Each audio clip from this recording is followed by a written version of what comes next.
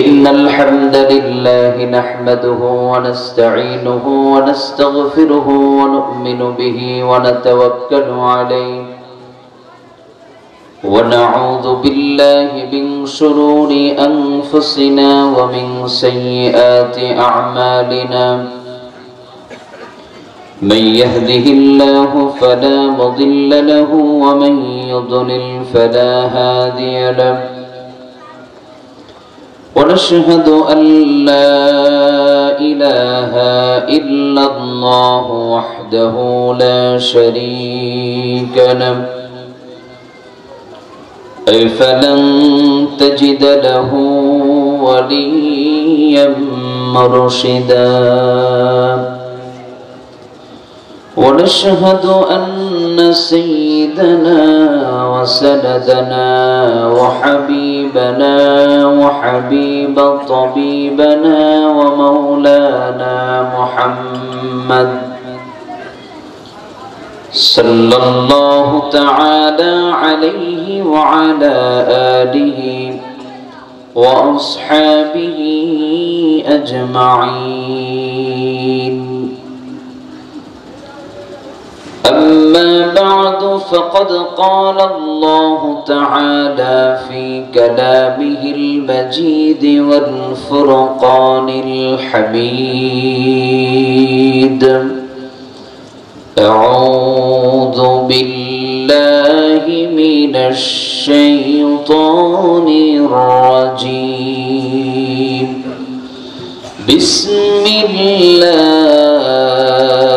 الرحمن الرحيم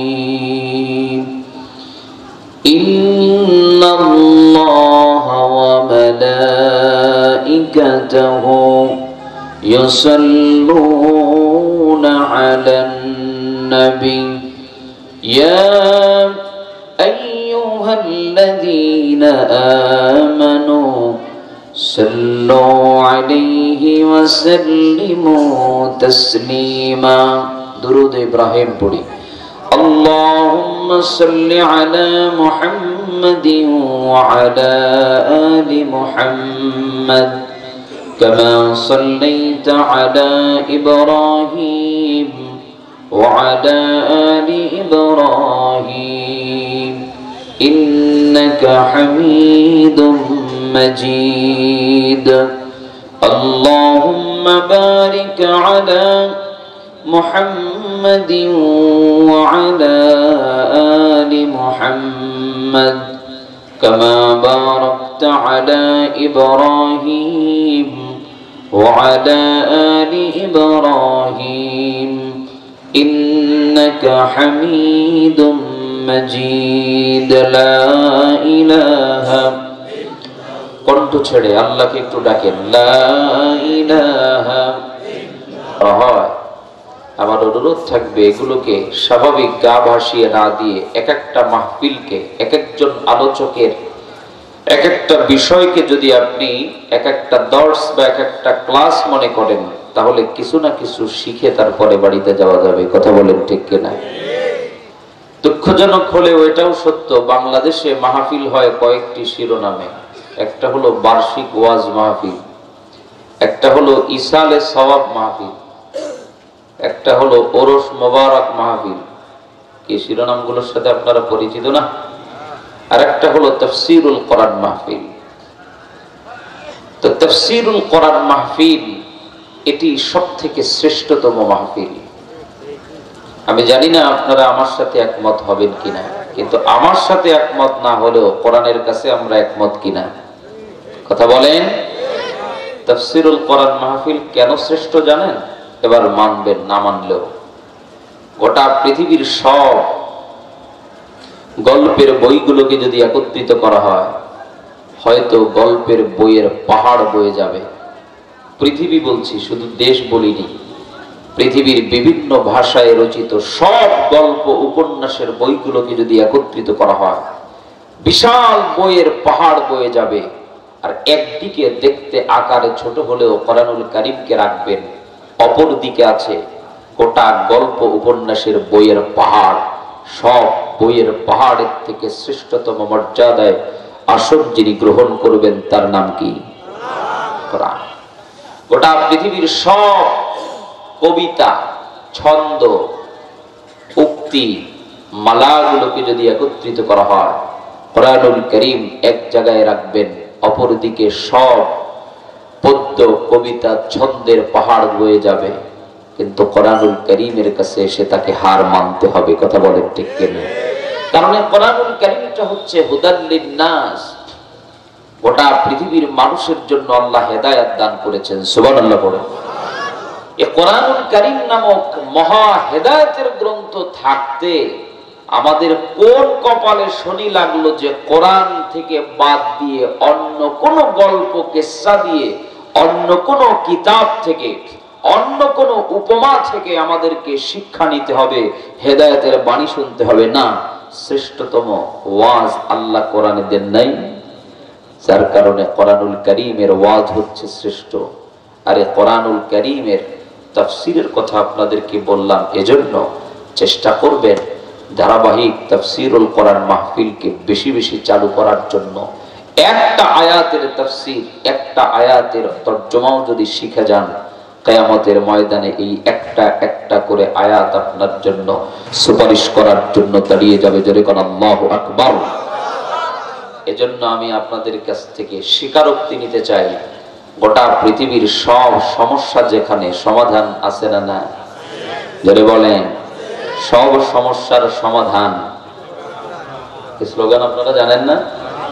আমরা মুসলমান, আমাদের এইটা একটা অন্যতম স্লোগান। কারণ আমরা যেখানেই বিপদে পড়বো সেখানে যাব তাবিজ আনতে, কি বল, সেখানেই যাব ফকিরের কাছে, মাজারে মান্নত করতে। তাহলে কার কাছে যাব? কোরআনুল কারীমের কাছে। এটি একটি মহা সংবিধান, মহা গাইডলাইন, মহা ক্যাটালগ। গোটা পৃথিবীর জীবনটাকে তুমি কিভাবে পরিচালনা করবে, তোমার ব্যক্তি জীবন, সামাজিক জীবন, রাষ্ট্রীয় জীবন, রাজনৈতিক জীবন, জীবনের প্রত্যেকটা মুহূর্তে, রান্নাঘর থেকে নিয়ে শুরু করে পার্লামেন্ট পর্যন্ত, পায়ের চুল, পায়ের নখ থেকে মাথার চুল পর্যন্ত, জীবনের প্রত্যেকটা ক্ষেত্রে আল্লাহর কোরআন সমাধান আছে না নাই? সমাধান চাও যদি জীবনে মরণে, ফিরে যাও খুঁজে নাও চোখ রাখো কোরআনে। সমাধান চাও যদি জীবনে মরণে, ফিরে যাও খুঁজে নাও চোখ রাখো কোরআনে। সমাধান তবেই পাবে সুখ শান্তির ঠিকানা, যদি মেনে নাও তুমি মনে প্রাণে। সমাধান, সমাধান চাও যদি জীবনে মরণে, ফিরে যাও খুঁজে নাও চোখ রাখো কোরআনে। ঠিক না বেঠিক? সঙ্গীতের বড় সম্রাট হলো এই আমার পাশে বসা। সঙ্গীতের এত বড় উস্তাদকে পাশে রেখে গান গাইতেও ভয় লাগে। হচ্ছে তো উস্তাদ? হবে? আল্লাহ কবুল করুন, পড়ে না আমি। এ বাণী সকলের নয়, শুধু মুমিনের, যারাই চলবে মেনে ফল পাবে কোরআনে। প্রত্যেকটা কথা সঠিক না বেঠিক? কোরআনুল কারীম কি শুধুমাত্র মুসলমানদের জন্য, মুমিনদের জন্য? কোন বেদিনও যদি কোরআনের আইন মানে, জান্নাত জাহান্নাম পড়ে, কিন্তু কোরআনের ছায়াতলে আসার কারণে কোনো বেদিনও নিরাপদহীন থাকবে না, বরং নিরাপদের চাদরে আবৃত হয়ে যাবে। কথা বলেন ঠিক কিনা? যার কারণে আজ যখন কোরআনী আন্দোলন করা হয়, কোরআনের জন্য স্লোগান দেওয়া হয়, কোরআনী আন্দোলনের জন্য যখন মানুষকে ডাক দেওয়া হয়, এক শ্রেণীর মানুষ আমাদের বিধর্মী ভাইদেরকে ভুল বার্তা পৌঁছায়, ভুল মেসেজ প্রচার করে যে কোরআন যদি রাষ্ট্রে প্রতিষ্ঠিত হয়ে যায় তাহলে তোমরা বিধর্মীরা, তোমরা বিপদে পড়ে যাবা, তোমাদের কোনো বেল থাকবে না। কোরআনের ময়দান থেকে তোমাদেরকে আশ্বস্ত করতে চাই, যদি কোনো হিন্দু ভাই এবং খ্রিস্টান ভাই আমার এই মেসেজটা আপনার কর্ণকুহরে পৌঁছে যায়, জেনে নিন, মনে রাখবেন, কোরআনুল কারীম বেইনসাফি শিখায় না, বরং বড় ইনসাফের মহা ক্যাটালগের নাম কোরআনুল কারীম। কথা বলেন ঠিক না ঠিক? গোটা কোরআনুল কারীম যদি সমাজে প্রতিষ্ঠিত হয়, রাষ্ট্রে প্রতিষ্ঠিত হয়, রাজনীতি যদি কোরআন দিয়ে চলে, সমাজনীতি যদি কোরআন দিয়ে চলে, রাষ্ট্রনীতি যদি কোরআন দিয়ে চলে, অর্থনীতি যদি কোরআন দিয়ে চলে, সব জায়গার মধ্যে যখন কোরআনের আইন চালু হয়ে যাবে, তখন বিধর্মীরাও তাদের জায়গা থেকে ইনসাফ পাবে, তাদের উপরে কোনোদিন জুলুম নির্যাতন করা হবে না। কথা বলেন ঠিক কিনা? এই বাণী সকলের নয়, শুধু মুমিনের, যারাই চলবে মেনে ফল পাবে কোরআনে। ঘরে বলো কিবা রাষ্ট্রে বলো, ঘরে বলো কিবা রাষ্ট্রে বলো, অশান্তি দূর করে শান্তি আনে। সমাধান সমাধান চাও যদি জীবনে মরণে, ফিরে যাও খোঁজে নাও চোখ রাখো কোরআনে। সমাধান চাও যদি জীবনে মরণে, ফিরে যাও খোঁজে নাও চোখ রাখো কোরআনে। চোখ রাখতে হবে কোথায়? আল্লাহ কবুল করুন, পড়ে না আমি। আমরা সে কোরআন থেকে কথা শুনবো তো ইনশাআল্লাহ? সবাই বলে না শুনবো তো ইনশাআল্লাহ? ভাজি অল্প হোক, স্বাদের হলে সেটা খাওয়া যাবে, ঠিক কিনা? ডাককে ডাক তরকারি হলো, ভালো না হলে ওর কোনো দাম নাই। কথা কোন ঠিক কিনা? লোক কম হোক, কিন্তু এই লোকগুলো যদি কোরআনুল কারীমের আলোচনা শেখার আগ্রহ থাকে, তাহলে আমি এখান থেকে কিছু দিলে দিলে গিয়ে লাগবে, ঠিক কিনা? আর যদি তাই না থাকে, তাহলে কান পর্যন্ত যাবে, আর এক কান দিয়ে ভাড়ায় চলে যাবে। কথা বলেন ঠিক না ঠিক? এজন্য কিছু জানার নিয়তে আজকে বসবো তো ইনশাআল্লাহ। হ্যাঁ, তার আগে আর একটা কথা না বলে পারছি না, বলবো? রাগ করবেন না তো? বলেন তো, খাইতে বেশি সময় লাগে না খাবার অ্যারেঞ্জ করতে বেশি সময় লাগে? প্রথমে বাজারে যাবেন, বাজার করে নিয়ে আসতে হবে, মায়ের কাছে, বোনের কাছে, স্ত্রীর কাছে দিবেন, এটাকে কোটাকাটি করে, এরপরে মশলা রেডি করে তারপরে চুলায় ছড়াবে। রান্না বান্না করতে মোটামুটি বাজার থেকে রান্না বান্না 3 থেকে 4 ঘন্টা সময় চলে যায়। কথা কোন ঠিক কিনা? খাইতে সময় লাগে 10 থেকে 20 মিনিট। আমাকে খাবারগুলো অ্যারেঞ্জ করতে সময় দিতে হবে। প্রথমে যদি আলোচনা শুরু করার আগে উঠে চলে যান, তাহলে কিন্তু বিপদ, কিচ্ছু বুঝবেন না।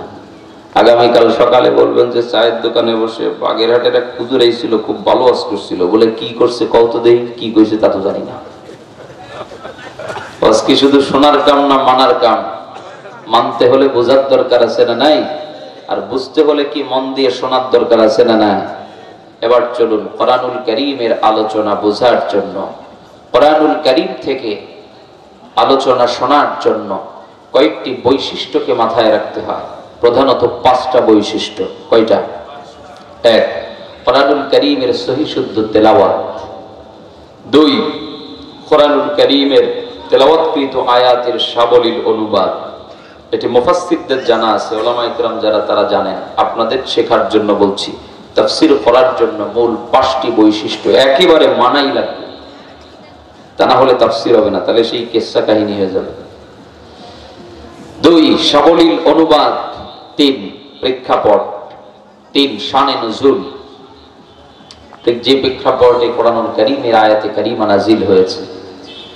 4, সংক্ষিপ্ত ব্যাখ্যা। 5, সর্বশেষ বিস্তারিত তাফসীরের আলোকে বর্তমান প্রেক্ষাপটের সাথে শিক্ষাগুলো বুঝিয়ে দেওয়া, যাতে করে দিশেহারা মানুষগুলো কোরআনুল কারীমের ছায়াতলে এসে কোরআনুল কারীম নামক মহা আয়নার সামনে দাঁড়িয়ে দুনিয়ার আয়নায় যেমন চেহারা দেখলে চেহারাটা ভেসে ওঠে, কোরআনুল কারীমের সামনে আসলে যেন নিজের জীবনের সব ভুলগুলো ভেসে ওঠে, ভুলগুলো যেন সংশোধিত হয়ে যায়। এটাই হলো তাফসীরের মূল উদ্দেশ্য। আল্লাহ যেন আমাকে সে তৌফিক দান করেন, পড়ে না আমিন। দাঈ ভাই যারা আছেন তাদেরকেও যেন আল্লাহ কবুল করেন, পড়ে না আমিন। আজকের মাহফিলকে আল্লাহ যেন কবুল করেন, পড়ে না আমিন। শুরু করছি আজকের ধারাবাহিক তাফসীরের তেলাওয়াতকৃত আয়াতে কারীমা এবং তার সাবলীল অনুবাদ। এরপরে বিস্তারিত তাফসীরের মধ্যে আমরা প্রবেশ করব, পড়ে ইনশাআল্লাহ। আউযু বিল্লাহি মিনাশ শাইতানির রাজীম।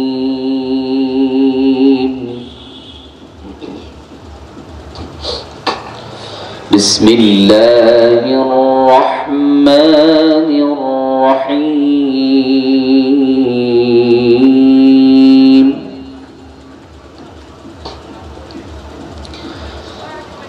ইন্নামাল মুমিনুনা আল্লাযীনা ইযা যুকিরাল্লাহ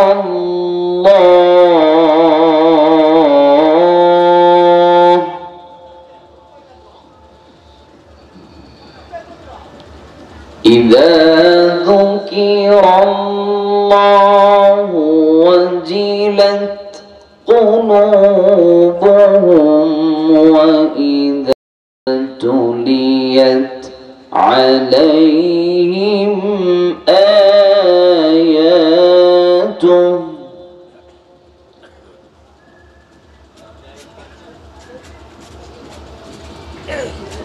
وإذا تليت عليهم آياته زادتهم إيمانا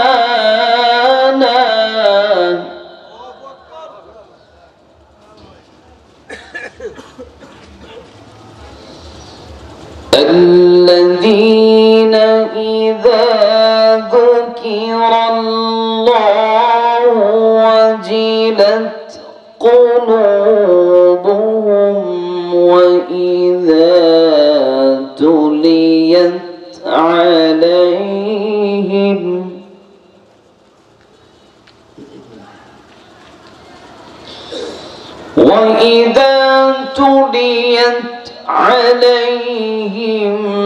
آياته زادتهم إيمانا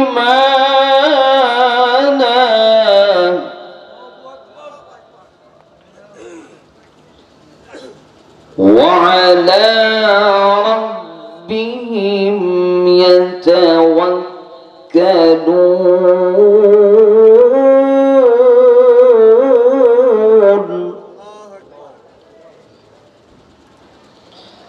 وعلى ربهم يتوكلون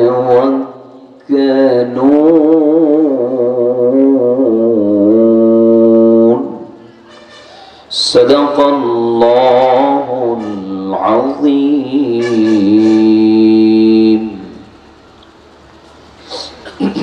ইরশাদ হচ্ছে মুমিন তো তারা যাদের সামনে আল্লাহকে স্মরণ করলে তাদের হৃদয় কম্পিত হয়, তাদের দিল কেঁপে ওঠে। আল্লাহর বাণীগুলো যখন তাদের সামনে পাঠ করা হয় তখন তাদের ঈমান বেড়ে যায় এবং তারা তাদের প্রতিপালকের উপরে ভরসা করে।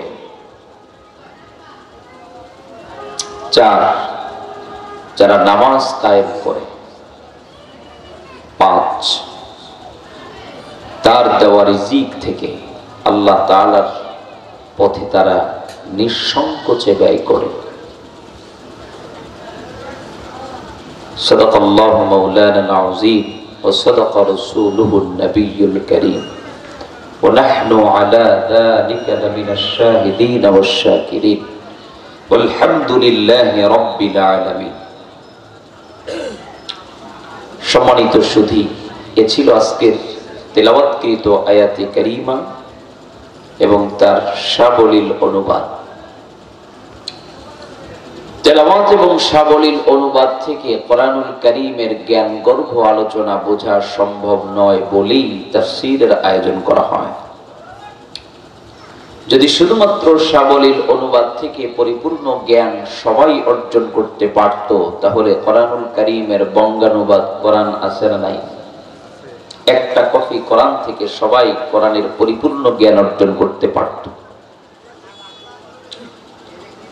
যার কারণে কোরআনুল কারীমের এই ভ্রাম্যমান মাদ্রাসা তাফসীরের আয়োজন করা, যাতে দ্বীনি কিছু আলোচনার মধ্য দিয়ে কর্মব্যস্ত মানুষগুলোকে যেন কিছু শিক্ষা এবং দীক্ষাগুলো দিয়ে দেওয়া যায়। আমি এজন্য বারবার বলছি, আজকের আলোচনা থেকে কিছু শিক্ষা নিয়ে যাব তো ইনশাআল্লাহ। আল্লাহ যেন আমাকে এবং আপনাদেরকে কবুল করেন, পড়েন আমিন। সম্মানিত দ্বীনী ভাইরা, মুমিন হওয়ার জন্য প্রধানত 5টা গুণ, 5টা বৈশিষ্ট্যের কথা কোরআনুল কারীমের সূরাতুল আনফালের এই আয়াতে কারিমাগুলোর মধ্যে আল্লাহ তাআলা দিলেন। আমি আপনাদেরকে খুব সহজ এবং সরলভাবে প্রশ্ন রাখতে চাই, মুমিন কি শুধুমাত্র পরিচয় দেওয়ার নাম, না আল্লাহর দফতরে মুমিন হওয়ার নাম? আল্লাহর দফতরে। খুব সহজ করে বুঝুন, গোটা পৃথিবীর সব মানুষ আপনাকে বড় ইমানদার বলে চিনল, গোটা পৃথিবীর সব মানুষ আপনাকে বড় বুজুর্গ বলে জানলো, খুব স্বাভাবিক কথা। গোটা পৃথিবীর সবাই আপনাকে বড় নামাজি বলে চিনল, বড় হাজী সাহেব বলে সম্মান করল, বড় আলেম বলে আপনাকে চিনল, বড় বক্তা বলে চিনল। কিন্তু আল্লাহর দফতরে যদি আপনার ইমানের শর্তগুলো পূরণ না হয়, আল্লাহর শর্ত অনুযায়ী যদি আপনি মুমিন হতে না পারেন, দুনিয়ার সব মানুষ মুমিন হলেও 4 পয়সার কোনো দাম হবে কি? আর গোটা পৃথিবীর সব মানুষ আপনাকে সম্মান দিল না, কোন মানুষ আপনাকে ইমানদার বলে চিনল না। কিন্তু আল্লাহর দফতরে যদি ইমানদার হওয়া যায়, দুনিয়ার কে কি বলল তাতে কিছু আসে যায় না। আমি এজন্য আপনাদের কাছে জানতে চাই, বলুন তো আমরা ইমানদার হব, মুমিন হব কার দফতরে? আল্লাহর দফতরে। দুনিয়ার কোন মানুষকে দেখানোর জন্য ইমানের কোনো কাজ করবেন না। ইমান বড় দামি জিনিস, কিন্তু ইমান রক্ষা করাও অনেক কঠিন জিনিস। সম্মানিত সুধী, যত মানুষ আপনাকে বড় ইমানদার বলল, আপনার বড় দাড়ি দেখে, আপনার বড় জুব্বা দেখে, আপনার বড় পাগড়ি দেখে, আপনার সুন্নাতের আমল দেখে দুনিয়ার মানুষ আপনাকে ইমানদার বলতে পারে। আল্লাহর কোরআন যদি বলে যে না, এগুলো ইমানের পরিচায়ক না, ইমানের বৈশিষ্ট্য যদি আল্লাহ কোরআনে দিয়ে থাকে, তাহলে আমরা সেটি মানতে বাধ্য কিনা?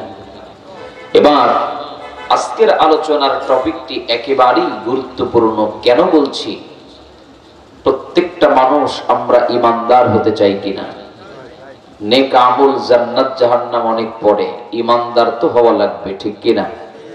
ইমানদার হওয়ার জন্য আল্লাহর কোরআন যে বৈশিষ্ট্যগুলো দিচ্ছেন, এই বৈশিষ্ট্য ব্যতি রেখে আল্লাহর কাছে ইমানদার হওয়া যাবে না তো?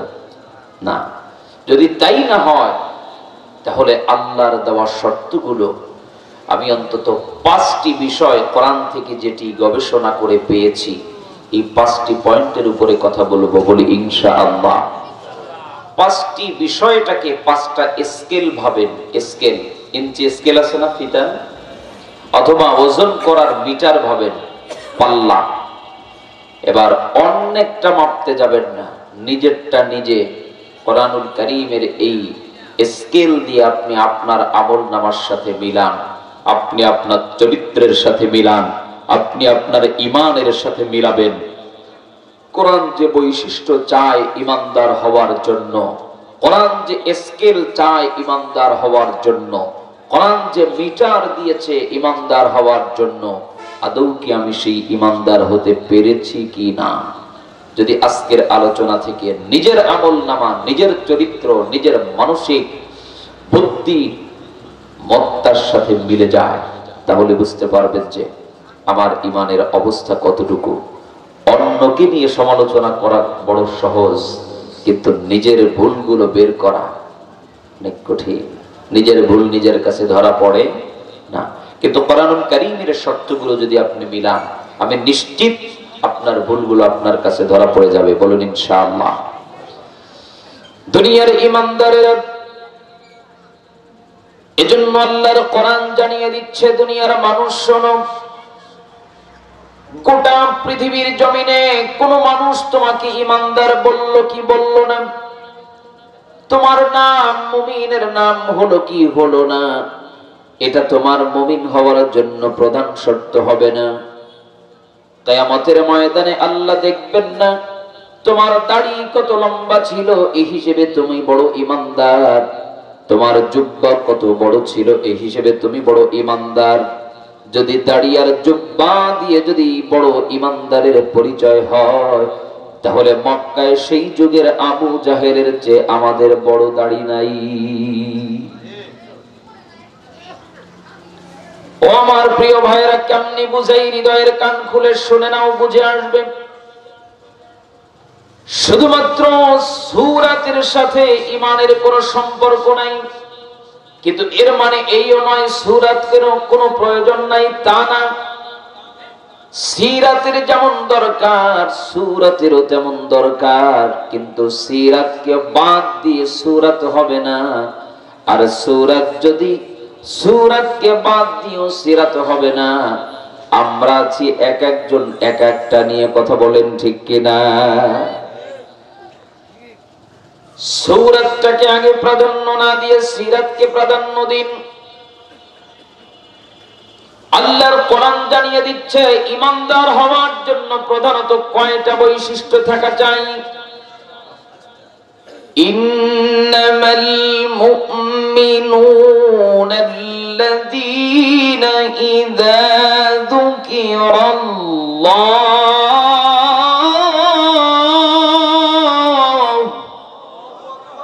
আর আস্তে বলেন আল্লাহু আকবার।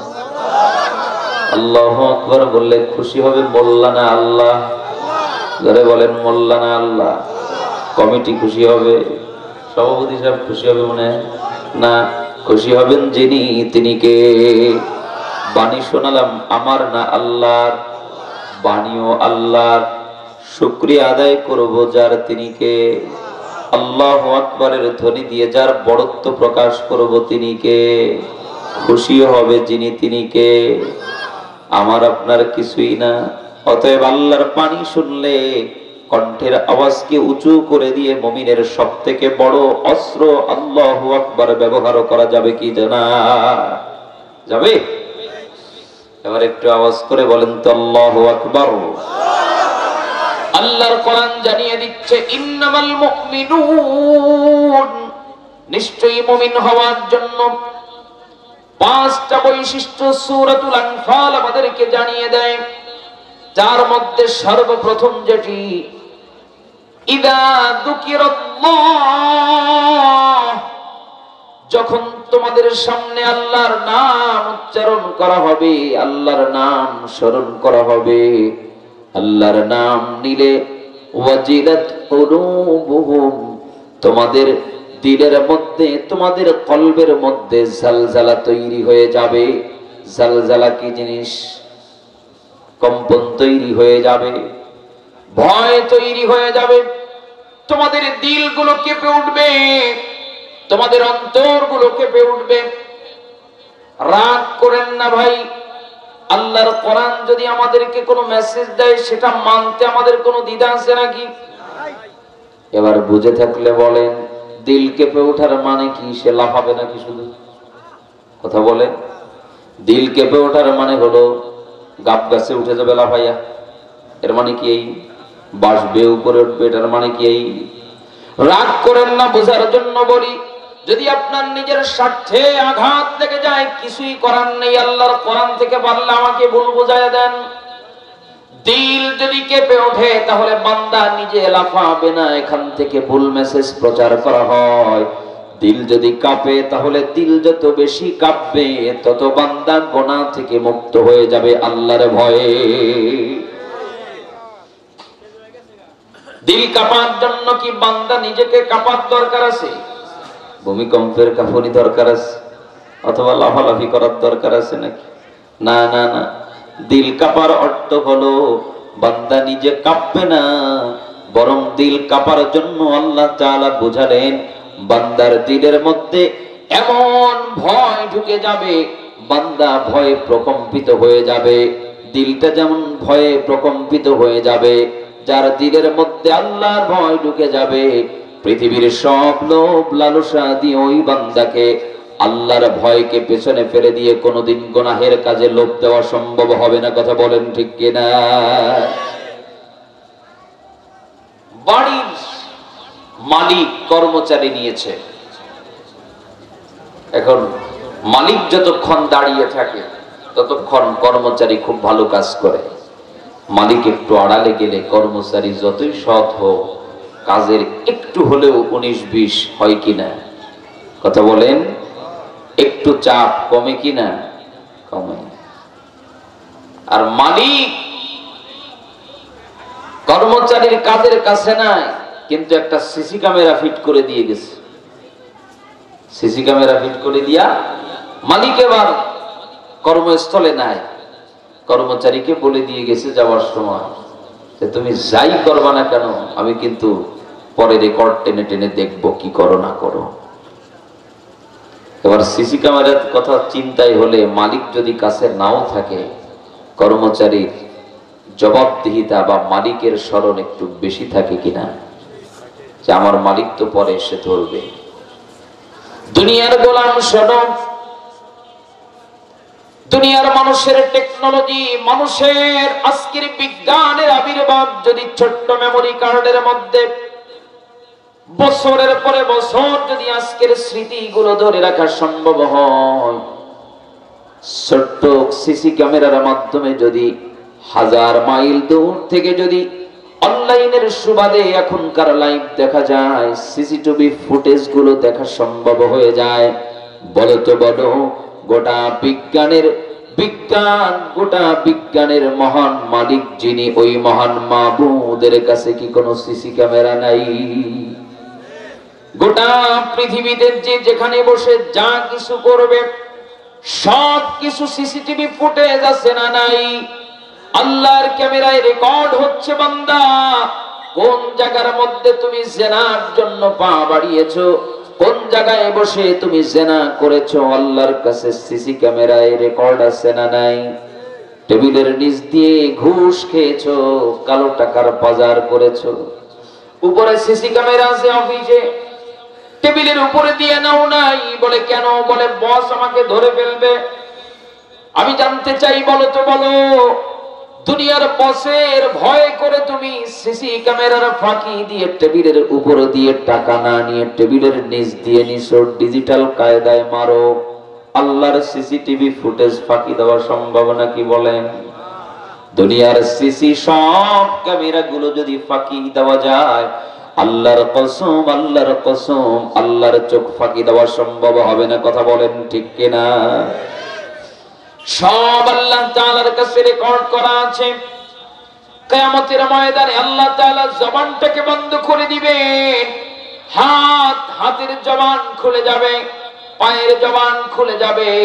যেই জায়গার মধ্যে বসে তুমি আকাম করেছো, জায়গা পর্যন্ত আল্লাহর দরবারে সাক্ষী দিবে, বান্দা আমি হাতকে ব্যবহার করে করে অন্যায় কাজ করেছে। ও রব্বুল আলামিন, আমি পাকে ব্যবহার করে অন্যায় করেছে, আমি জমিনকে ব্যবহার করে করে অন্যায় করেছে। এই জমিনের মধ্যে তো ভালো একজন বান্দা দাঁড়িয়ে থাকলে আমি শুকরিয়া আদায় করতাম, আমি জমিনকে ব্যবহার করে একটি ভালো কাজ হয়েছে। কেন তোমার বান্দা আমাকে ব্যবহার করে অন্যায় কাজের সাথে জড়িত হলো? আমি জমিন তারা দাবি ছাড়ব না। ও দুনিয়ার মানুষেরা, এজন্য অন্তর কম্পন যখন হবে তখন বান্দার ভয়ের স্তর গুলো এমন ভাবে বেড়ে যাবে, বান্দা ভয়ে প্রকম্পিত হয়ে যাবে, চোখ দিয়ে টলটল করে পানি বের হবে। অন্তরের মধ্যে ভয় থাকতে হবে, যার তিনি কে?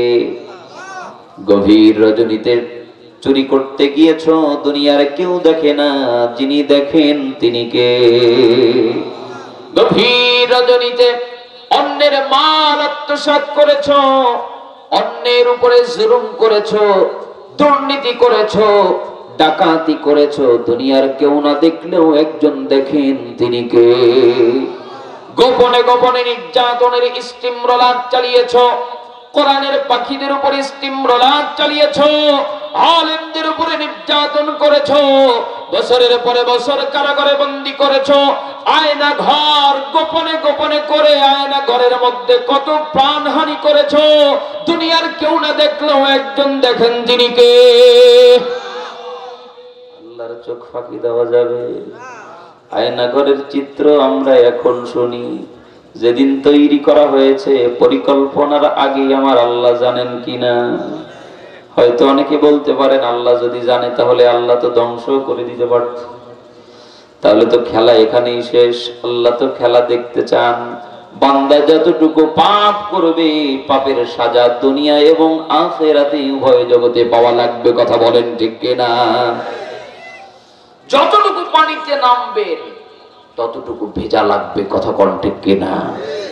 বারবার কোরআনের মঞ্চ থেকে আমরা হুঁশিয়ারি করেছিলাম, ইতিপূর্বে ফেরাউনের দৃষ্টান্ত উপস্থাপন করেছি, আপনাদের কানের মধ্যে ঢুকে নাই। নমরুদের দৃষ্টান্ত উপস্থাপন করেছি, কানের মধ্যে ঢুকে নাই। নিজেদেরকে বড় সুফিবাদ মনে করেছে না, 70-80 রাকাত নফল নামাজ তাহাজ্জুদ পড়ি, ওরে আল্লাহর ওলি। নিজেকে জাহির করেছেন আল্লাহর ওলি বুজুর্গ নামে পরিচয় দিয়ে। হজ করতে গিয়েছেন, হিজাব পরে এসেছেন, বড় বুজুর্গ পরিচয় দিয়েছেন, কিন্তু ইসলামের এক চুল পরিমাণ যদি কোনো বেয়াদব চুল পরিমাণ ক্ষতি করতে আসে, আল্লাহ তাআলা তার হাড্ডি দুনিয়াতেই ভেঙে চুরমার করে দেন। কথা কোন ঠিক কিনা? হয়তো আজ নয়তো কাল, কথা কোন, দেরি হবে, কিন্তু এর সাজা, এর প্রাপ্য পাওয়াই লাগবে। কথা বলেন ঠিক কিনা? বন্ধুগণ, আমার এজন্য বলছি, আল্লাহর ভয় থাকলে দুনিয়ার কোন মানুষ জোর করেও আপনাকে অন্যায় করাতে পারবে নাকি? একবার অন্যায় করার আগে আপনি যদি একটা বার চিন্তা করেন, মালিক আমি যে অন্যায় কাজের জন্য যাই, আমার রব আমার মালিক তো দেখেন, আমার মালিকের নাম যদি স্মরণ হয়ে যায়, ওই মুহূর্তে আল্লাহ তাআলার ভয় আপনার অন্তরের মধ্যে যদি থাকে, লাফাতে হবে না, অন্যায় কাজ থেকে ফিরে আসা সহজ হয়ে যাবে। কথা কোন ঠিক কিনা? আল্লাহর নবী ইউসুফ আলাইহিস সালাতু ওয়াস সালামের দৃষ্টান্ত আপনারা জানেন। ইউসুফ জুলেখার ওয়াজ আমি করি না, কিন্তু ইউসুফ আলাইহিস সালাতু ওয়াস সালাম সম্পর্কে কোরআনুল কারীমের মধ্যে যতটুকু নির্ভরযোগ্য তথ্য পাওয়া যায়, এটা মানতে আমাদের কোনো আপত্তি আছে নাকি? ইউসুফ আলাইহিস সালাতু ওয়াস সালাম তিনি ছিলেন মিশরের বাদশা, আজিজ মিশরের বাড়িতে থাকতেন। তার স্ত্রী ছিল তৎকালীন সময় বিশ্ব সুন্দরী মহিলা, নাম হলো জুলাইখা। কি নাম? জুলাইখা তৎকালীন সময় বিশ্ব সুন্দরী নারী। আজিজ মিশর দেশের বিভিন্ন কাজ নিয়ে দেশের গণ্ডি পেরিয়ে বাহিরেও চলে যান, ব্যবসার বিভিন্ন কাজে, রাষ্ট্রীয় বিভিন্ন কাজে দূরে দূরে সফর থাকে। আল্লাহর নবী ইউসুফ আলাইহিস সালাতু ওয়াস সালামকে আল্লাহ তাআলা এত সুন্দর করে বানালেন। আল্লাহর নবী ইউসুফ আলাইহিস সালাতু ওয়াস সালাম যখন রাস্তা দিয়ে হাঁটতেন, তৎকালীন সময়ের সুন্দরী মা, সুন্দরী মহিলারা পর্যন্ত আঙ্গুল কামড়ায়া আফসোস করতো, হায় রে এমন সুন্দর যুবক যদি আমার স্বামী হতো। এত সুন্দর করে আল্লাহর নবী ইউসুফকে আল্লাহ বানালেন। মিশরের আজিজ বাদশার স্ত্রী জুলাইখা নজর করেছে ইউসুফের দিকে। ইউসুফ আলাইহিস সালাতু ওয়াস সালাম কেবলমাত্র যৌবনে পদার্পণ করেছেন, এমন একজন টকবগে যৌবন ভরা যুবককে অ্যাটাক করার নিয়তে অপেক্ষায় আছে, কখন বাদশাদের দেশের বাইরে যায়। আজিজ মিশর যখন দূরের কোন সফরের জন্য রওনা হয়েছে, জুলাইখা অপেক্ষা করে আছে কখন আমি ইউসুফকে কাছে পাবো। ইউসুফকে সুযোগ মতো করে ডাক দিলেন। وراودته التي هو في بيتها عن نفسه وغلقت الأبواب। ইউসুফ আলাইহিস সালাতু ওয়াস সালাম কে ডাকলেন, জুলাইখা ডাক দিলেন, আর ঘরের মধ্যে নিয়ে টাস টাস করে সব দরজাগুলো লাগিয়ে দিলেন। তাফসীরের কিতাবের মধ্যে আসছে একটা দুইটা দরজা না, আপনার আমার ঘরের মধ্যে একটা কি দুইটা, বেশিতে বেশি তিনটা দরজা থাকে। কথা কোন ঠিক কিনা? বাহিরের গেট, বাউন্ডারির গেট, বিল্ডিং এ ঢোকার জন্য মেইন দরজা একটা, রুমে ঢোকার জন্য আরেকটা, দুই থেকে তিনটার বেশি আমাদের স্বাভাবিক ঘরবাড়িতে থাকে না। যেহেতু তিনি বাদশাহ, তার নির্জন আরামের বিছানায় যাওয়ার জন্য একটা দুইটা করে এভাবে 10-10টা দরজা, 10টা বাউন্ডারি পেরিয়ে তারপরে তার ঘরের মধ্যে ঢোকা লাগতো। ইউসুফকে ডাক দিল জুলাইখা, ও ইউসুফ আমার দিকে আসো। আর ইউসুফকে ভিতরে নিয়ে দরজাগুলো বন্ধ করে দিয়েছে। 10-10টি দরজা বাউন্ডারি পেরিয়ে যখন ভেতরে প্রবেশ করলেন, আল্লাহর নবী ইউসুফ আলাইহিস সালাতু ওয়াস সালাম রুমের মধ্যে গিয়ে লক্ষ্য করলেন, তখন তো আর আধুনিক প্রযুক্তি ছিল না, নগ্ন কোনো সিনেমার হল বানায় নাই, কিন্তু কিছু মেয়েদের নগ্ন ছবি অঙ্কন করে করে রুমের দেয়ালের মধ্যে লটকায়া রেখেছে, যাতে করে ইউসুফ যখন রুমের মধ্যে ঢুকবে নগ্ন ছবি দেখার পরে যেন তার কাম ভাব আসে। অন্য নেগেটিভ মাইন্ডে নিবেন না। সব নবীদের চরিত্রগুলো যিনি হেফাজত করেছেন তিনি কে? নবীদের চরিত্র নিয়ে যদি কারো বিন্দু থেকে বিন্দু পরিমাণ সন্দেহর অবকাশ থাকে, ঈমান থাকবে না। সন্দেহ আনার জন্য শুনবেন না, আর আমি বলবো না। শুধুমাত্র একটা শিক্ষা এখান থেকে বের করতে চাই। ইযা যুকিরাল্লাহ, এই আয়াতের তাফসীর করার জন্য চলেন। আল্লাহর নবী ইউসুফকে যখন এমন ভাবে গোটা রুমের মধ্যে নগ্ন ছবিগুলো লটকায় রাখা হলো, আল্লাহর নবী ইউসুফ আলাইহিস সালাতু ওয়াস সালাম একটা নজর করে দেখে সাথে সাথে নজরটাকে অবনত করে দিলেন। ইউসুফ যখন তাকায় না, এবার একটু আল্লাহর নবীদের, সব নবী রাসূলদের যৌবন নিয়ে আল্লাহর নবীর একটা ছোট্ট গবেষণা আপনাদেরকে শোনাই। স্বাভাবিক আমাদের যৌবনে যতটুকু যৌবন নিয়ে আমরা দুনিয়াতে বসবাস করি, আমাদের যৌবনে ভরা যৌবনে 25 থেকে 30, আমাদের ভরা যৌবনে যতটুকু যৌবন আমাদের মধ্যে থাকে, এক একজন পয়গম্বরের শরীরের মধ্যে আল্লাহ তাআলা এরকম টকবগে 100 যুবকের যৌবন এক একজন নবীর মধ্যে দান করেছিলেন। যারে কান আল্লাহু আকবার। কতজন? 100 জন। এবার আমি আপনাদের কাছে জানতে চাই, 100 ভাগের 1 ভাগ যৌবন পেও আমার আপনার মতন যুবক ভরা যৌবনে গভীর রজনীতে একাকী কোন নারীকে পেলে আমি আমার ঈমান রক্ষা করে আসতে পারবো কিনা এমন কোন গ্যারান্টি আমাদের কাছে নাই। কথা কোন ঠিক কিনা? সুযোগ পায় না, তারপরও পত্রিকার পাতা খুললে ধর্ষণের মামলা আছে না নাই? দর্শন করে রাস্তার পাশে হত্যা করে চলে যায়, জোর করেও আছে না নাই? ধর্ষণ আর জোর করে না, বরং ইউসুফকে জুলাইখা নিজে থেকে প্রস্তাব দিয়েছে, এসো ইউসুফ আমাকে ভক্ষণ করো। বিশ্ব সুন্দরী মহিলা প্রস্তাবনা পেয়ে ইউসুফ আলাইহিস সালাতু ওয়াস সালাম, আল্লাহর নবী ইউসুফ আলাইহিস সালাতু ওয়াস সালাম আল্লাহ তাআলার সাহায্য চাইলেন। قال معاذ الله, তিনি একবারের জন্য জুলাইখার দিকে আকৃষ্ট হলেন না, বরং সাহায্য যিনি চাইলেন তিনি কে? কার কাছে সাহায্য চাইলেন? আল্লাহর সাহায্য চাইলেন। قال معاذ الله, ইউসুফ বললেন, ও আল্লাহ আমি তোমার কাছে সাহায্য চাই, আশ্রয় চাই, তুমি আমাকে আশ্রয় দান করো। এবার যুবকদের জন্য একটা ছোট্ট টিপস রেখে যাই। ও যুবক, বিশ্ব সুন্দরী হওয়া লাগে না, সামান্য একটা মেয়ে যদি তোমাকে প্রপোজ করে, অথবা মেয়েদের আগে তুমি তাকে প্রপোজ করে দিলা, সামান্য যৌবন মাত্র কয়েকটা বছরের জন্য অপেক্ষা করতে পারলে না, নিজের যৌবনটাকে নষ্ট করে দিলা, শেষ পর্যন্ত যদি তার সাথে বিবাহ নাও হয়, যতগুলো অনৈতিক কর্মকাণ্ড করেছো শুধুমাত্র রাতের আধারে ঘুমের মধ্যেও যদি একটাবার অন্তর দিয়ে ওই মেয়েটার কথা ভাবো, দিল দিয়ে ভাববা, কিছুই করা লাগবে না, দিল দিয়ে যতবার ওই মেয়েটাকে স্মরণ করবা ততবার তোমার অন্তরের গোনা, অন্তরের জেনার সমপরিমাণ গোনা আল্লাহ দান করে দিবে।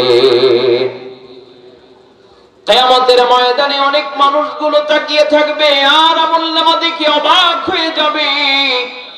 আমলনামা দেখে বলবে, মালিক আমি তো কোনদিন জিনা করি নাই, আমার আমলনামায় জিনার গুনাহ কেন? বান্দার হাত সাক্ষ্য দিবে, ও আল্লাহ আমি হাত দিয়ে বেগানা নারীর হাতটা ধরেছিল। কি করেছিল? হাত ধরেছিল। হাত ধরার কারণে হাতের জিনার গুনাহ লেখা হয়েছে। আমি চোখ দিয়ে বেগানা নারীর দিকে তাকিয়েছিল, যার কারণে চোখ বলবে চোখের জিনা হয়েছে। আমি এই কান দিয়ে ঘন্টার পরে ঘন্টা, রাত দিন মেয়ের সঙ্গে অবৈধ কথাবার্তা ফোনালাপ করেছিলাম, কান বলবে আমি কানের জিনা করেছিলাম। একটা একটা অঙ্গ প্রত্যঙ্গ আল্লাহর দরবারে সাক্ষ্য দিবে তুমি বান্দা তোমার বিরুদ্ধে। বান্দা যতই অস্বীকার করবে সব বিনাশ হয়ে যাবে। আল্লাহর দফতরে হাত এবং পা যেটা সাক্ষ্য দিবে এটাই মঞ্জুর হয়ে যাবে। ও আমার প্রিয় ভাইরা, এজন্য গভীর রজনীতে একটাবার শুধু আল্লাহর দরবার নিয়ে ভাবো, এই মুহূর্তে আমার যদি মরণ হয়ে যায়, আমি আল্লাহর দরবারে চলে যাই, তাহলে জিনা করতে করতে চলে গেলাম। এই মুহূর্তে আমি যদি মরণ হয়ে যায়, আমি যদি আল্লাহর দরবারে চলে যাই, তাহলে আমার তো দুর্নীতি মাথায় নিয়ে মরতে হলো। এই মুহূর্তে আমার যদি মরণ হয়ে যায়, তাহলে আমার তো মরণ হলো চুরি করতে করতে। এবার আল্লাহর নবী ইউসুফ আলাইহিস সালাতু ওয়াস সালাম এমন কঠিন পরিস্থিতিতে যেমন আল্লাহর সাহায্য চাইলেন, আল্লাহর কাছে আশ্রয় চাইলেন, আমাদের জন্য ভরা যৌবন নিয়েও এখান থেকে শিক্ষা আছে।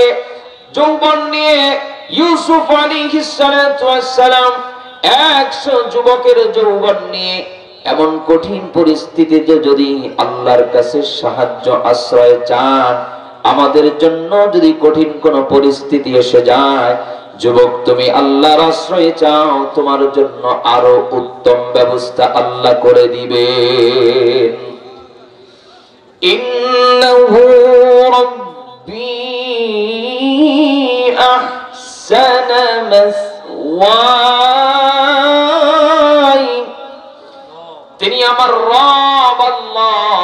ইউসুফ আলাইহিস সালাতু ওয়াস সালাম আল্লাহর সাহায্য নিয়ে আশ্রয় নিয়ে এবার বললেন, ইন্নাহু রাব্বী আহসানা মাসওয়াই, তিনি আমার রব, তিনি আমাকে ভালো রেখেছেন, তিনি আমাকে তো খারাপ রাখেন নাই। আমি কেন গুনাহের জন্য পা বাড়াবো? জুলাইখাকে একটা একটা করে ইউসুফ আলাইহিস সালাতু ওয়াস সালাম বাণী শোনাতে লাগলেন। কোন অফার জুলাইখা, কোন ভয় ডর তার অন্তরের মধ্যে কাজ করছে না।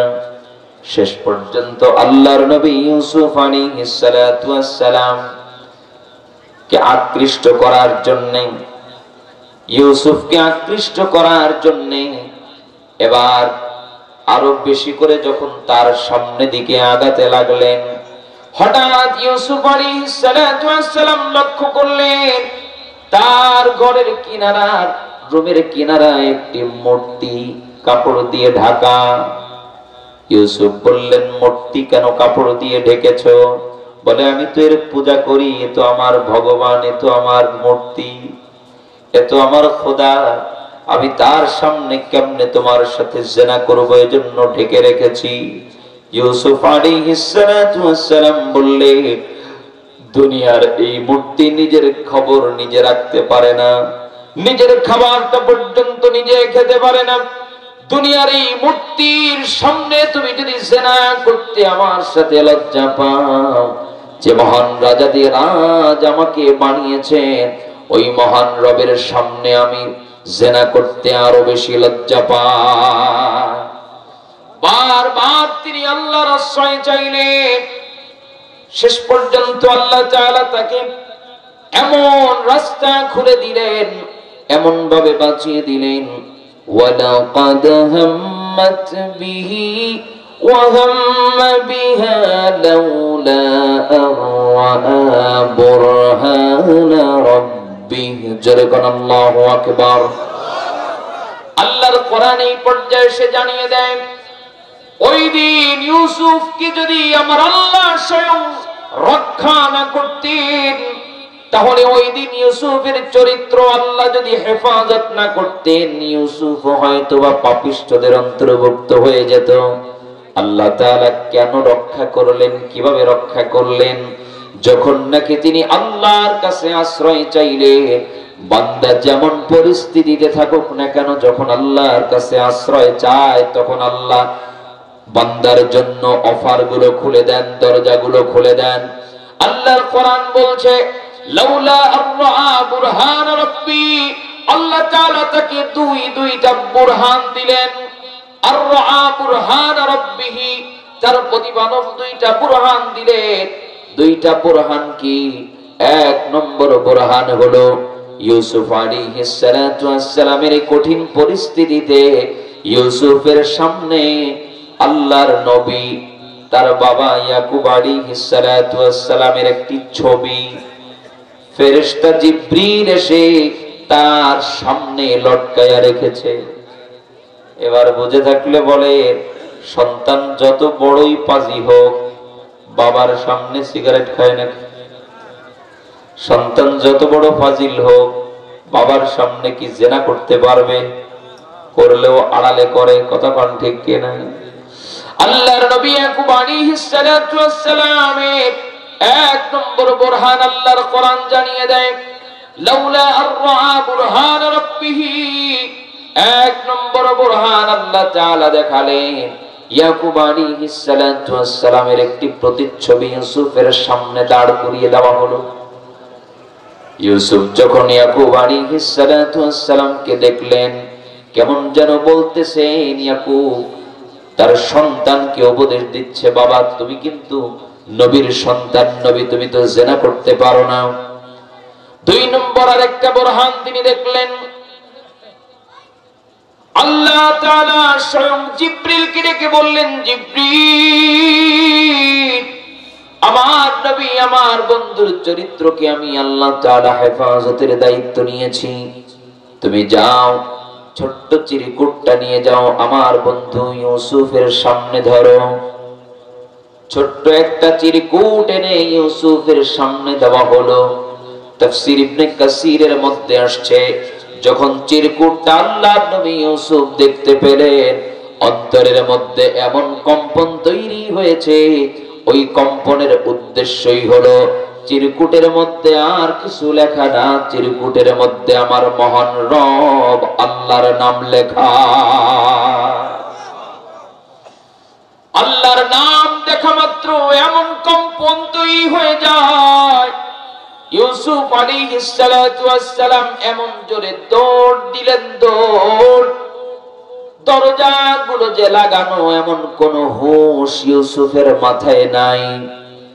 10টি দরজা লক করে ভেতরে যে ইউসুফ বসা, যখন দৌড় দিলেন আল্লাহর সাহায্য নিয়ে, আল্লাহর আশ্রয় চাইলেন, মাআদাল্লাহ, ও আল্লাহ আমি তো তোমার কাছে আশ্রয় চাই। বান্দা যত পাপিষ্ঠ হও না কেন, আল্লাহর কাছে যদি একটা পা এগিয়ে যাও, আল্লাহর রহমত তোমার জন্য 10 বার এগিয়ে আসবে। আল্লাহর সাহায্য নিয়ে যখন দৌড় দিলেন, 10টা দরজা টাস টাস করে দরজাগুলো খুলে যায়। তাফসীরের কিতাব লেখে 10টা দরজা ভেদ করে ইউসুফের জন্য পালানোর রাস্তা বের হয়ে যায়। লা ইলাহা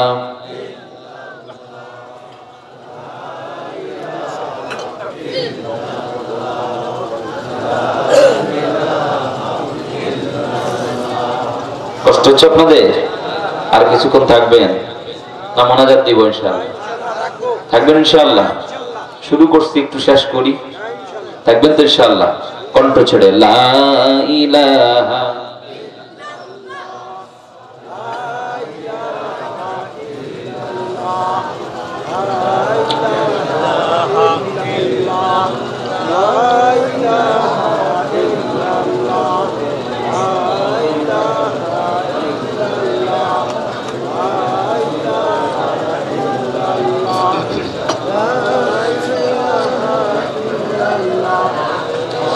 لا إله إلا الله محمد رسول الله صلى الله عليه وسلم। আমার ভাইরা, এই জায়গায় আল্লাহর কোরআন থেকে শিক্ষা এবার নিয়ে যান। আল্লাহর নবী ইউসুফ আলাইহিস সালাম যখন আল্লাহর সাহায্য চাইলেন, আল্লাহ তাকে বের করার রাস্তা দিয়েছেন কিনা? আজ তুমি বিপদে পড়ে আল্লাহর কাছে আশ্রয় চাও, যিনি বিপদের মুহূর্তেও তোমার জন্য শান্তির পথ খুলে দিবেন তিনি কে? এজন্য আল্লাহর কোরআন জানিয়ে দিচ্ছে, ইন্নামাল মুমিনুনা আল্লাযীনা ইযা যুকিরাল্লাহু ওয়াজিলাত কুলুবুহুম। বান্দা যখন কোন অন্যায়ের সামনে অন্যায়ের মুখোমুখি হয়ে যাবে, সাথে সাথে আল্লাহর নাম স্মরণ করো। ইউসুফ যেমন আল্লাহর নাম দেখা মাত্র আল্লাহর আশ্রয় নিয়ে দৌড় দিলেন, রাস্তা বের হয়ে গেল। তুমিও যদি আল্লাহর কাছে আশ্রয় চাও, যিনি এখনো আশ্রয় দিতে পারেন তিনি কে? ওয়াজিলাত কুলুবুহুম, এজন্য অন্তরের মধ্যে সবথেকে বেশি ভয় থাকতে হবে যার, তিনি কে? আল্লাহর ভয় যে বান্দার অন্তরের মধ্যে বেশি, ওই বান্দার জন্য অন্যায় থেকে দূরে থাকা তত বেশি সহজ। যে বান্দা যত বেশি অন্যায় করে, দেখবেন তার দিল তত মরে গেছে, দিলের মধ্যে আল্লাহর ভয় নাই। আল্লাহর ভয় না থাকার কারণে বান্দা তত বেশি গুনাহ করতে থাকে। গুনাহ করতে করতে একটা পর্যায়ে তার দিলটা এমন মোটা হয়ে যায়, ওই দিল থেকে কান্নার চোখের পানি পর্যন্ত আসে না। وَإِذَا تُلِيَتْ عَلَيْهِمْ آيَاتُهُ زَادَتْهُمْ إِيمَانًا। আল্লাহর কোরআন জানিয়ে দিচ্ছে, ঈমানদার হওয়ার জন্য প্রধান বৈশিষ্ট্য, প্রথম কারণ হলো বান্দা আল্লাহর ভয় অন্তরে থাকবে। অন্তরে আল্লাহকে স্মরণ করার সাথে সাথে তার অন্তর কেঁপে উঠবে। দুই নম্বর বৈশিষ্ট্য এবার কোরআন জানিয়ে দিচ্ছে, ওয়াইদা তুলিয়াত আলাইহিম আয়াতুহু, যখন বান্দার সামনে আল্লাহর বাণীগুলো তেলাওয়াত করা হয়, আল্লাহর আয়াতে কারিমাগুলো পাঠ করা হবে, তখন যাদাতুহুম ঈমানা, তখন বান্দার ঈমান বেড়ে যাবে। ঈমান বেড়ে যাবে। বান্দা যদি কোরআনুল কারীমের তেলাওয়াত শুনে, তত বেশি ভালো লাগবে, তত বেশি মজা লাগবে। আর কোরআনুল কারীম শুনলে যদি তোমার ভালো না লাগে, গান শুনতে বড় বেশি ভালো লাগে, সিনেমা আর নাটক দেখতে বড় বেশি ভালো লাগে, আল্লাহর কোরআন শুনতে ভালো লাগে না, কোরআনের তাফসীর শুনতে ভালো লাগে না, তাহলে আমি বলি না আল্লাহর কোরআনের স্কিলটাকে তোমার নিজের সাথে মেলাও। যদি ভালো লাগে, ঈমান বেড়ে যায়, আল্লাহর প্রতি আরো আস্থা বিশ্বাস বেড়ে যায়, তাহলে বুঝবা আমি ঈমানদারদের 2 নম্বর বৈশিষ্ট্য আমার মধ্যে আছে। আর যদি তা না হয়, কোরআন শুনলে তোমার শরীরের মধ্যে জ্বালা পোড়া শুরু হয়ে যায়, কোরআনের আইন শুনলে তোমার মধ্যে অস্থিরতা বেড়ে যায়, কোরআনের আইন শুনলে তোমার কাছে রাজনীতি মনে হয়, কোরআনের বিধান মানতে গেলে তোমার স্বার্থে আঘাত লেগে যায়, তাহলে দুনিয়ার মানুষ তোমাকে বড় ঈমানদার বললেও আল্লাহর কসম করে বলি, তুমি এখনো ঈমানের স্বাদ গ্রহণ করতে পারো নাই। ঈমানদার যে হবে, সে তো আল্লাহর বাণী যত শুনবে, আল্লাহর বাণী যত শুনবে তত মানতে চাইবে, যত মানবে তত মজা লাগবে। আল্লাহর বাণী যত মানবে তত বলবে আল্লাহ শুধু আমি একা মানতে চাই না, তোমার এই বাণীর বাস্তব ফলাফল তোমার জমিনের মধ্যেও দেখতে চাই। কথা বলেন ঠিক কিনা? আর যে অন্যায় জুলুমবাজ, যে স্বৈরাচার, যে রাহাজার, যে খুনি, যে ডাকাত, যে চোর, সে তো আল্লাহর কোরআন শুনলেই তার শরীরের মধ্যে জ্বালা পোড়া শুরু হয়ে যাবে। তখনই তো আল্লাহর কোরআন শোনা থেকে মানুষকে 144 ধারা জারি করে দিবে। তখনই তো আল্লাহর কোরআন থেকে শোনা থেকে মানুষকে বিরত রাখবে। তখনই তো আল্লাহর কোরআন যে তাফসীর করে তাকে বছরের পরে বছর জেলের মধ্যে বন্দী করে রাখবে। কথা বলেন ঠিক কিনা? কোরআনের প্রতি ভালোবাসা থাকলে এটা করবে না, বিদ্বেষ থাকলে করবে। কথা বলেন। মানুষ এই সহজ বিষয়গুলো বুঝে না, এটা বলতে গেলেও বলে রাজনীতি করি। হায়, কোরআনের প্রতি যদি আপনার মহব্বত থাকে তাহলে কোরআনের আলোচনা যিনি করেন, যারা শোনেন, সবারই তো ভালো লাগা উচিত। কথা বলেন ঠিক কিনা? কিন্তু এই কোরআন শুনলে তোমার গায়ের মধ্যে জ্বালা ধরে কেন? চোর যে চোর, তার ব্যাপারে যখন ওয়াজ করা হবে তখন তো সে মনে করে যে আমাকেই বুঝাই করছে। ঠিক কিনা? আসলে কি কোরআন তাকে বলছে না সবাইকে? হ্যাঁ, তুমি যদি চুরি করো তাহলে তোমাকেই বলছে, তাহলে তুমি সংশোধন হয়ে যাও। রাগ করো কেন? রাগ না করে কোরআনুল কারীমকে মেনে নিয়ে আমাদের সংশোধন হওয়ার দরকার আছে না নাই? আপনাদের মনে হয় কষ্ট হয়ে যাচ্ছে।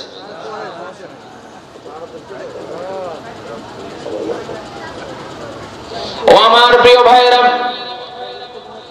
একটু ধৈর্য ধরে শুনে যান, আমি শেষ করে দিব অল্প সময়।